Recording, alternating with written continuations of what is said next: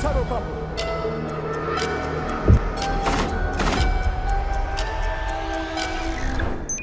thanks to new capabilities gained by not only the Turkish military, but Turkish domestic security services, the national police force, as well as the gendarmerie, the PKK had basically found it virtually impossible to carry out any serious attacks within Turkish territory. I don't think this is really a tactical, but to the extent that this is a strategic, a deeper move, as you asked, there wasn't much depth left to the PKK within Turkish territory to begin with. What this is really just the organization showing its leader, jail leader,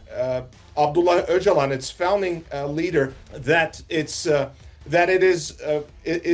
is calling his heat. It is heeding his calls. The organization is listening to his calls and giving the Turkish government, including the Kurdish party DEM, which is mostly negotiating with the Turkish government on behalf of the PKK, to find a way that the announcement to disarm the organization actually happens. With respect to Turkey's internal politics in general, and specifically its internal security scene,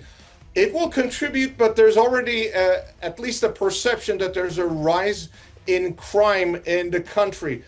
over essentially cities becoming too crowded, economic malaise, so on and so forth. So the big question there is, if a lot of the disarmed PKK cadres come back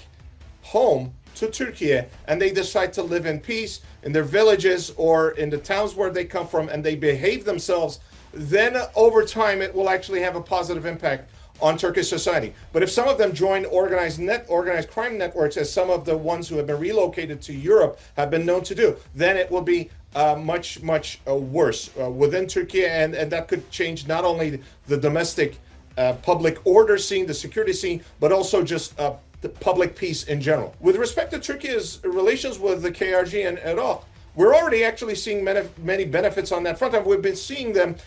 for almost 2 years, when Ankara and Baghdad, the Erdogan administration and the administration of Prime Minister Mohammed Shia al-Sudani, started to talk about these things about 2 years ago. And earlier in 2024, Iraq announced the PKK as a banned organization, and then started to cut off their access to funds, their ability to travel, and so on and so forth, and started putting pressure on the Patriotic Union of Kurdistan. A lot of this boils down to what the SDF,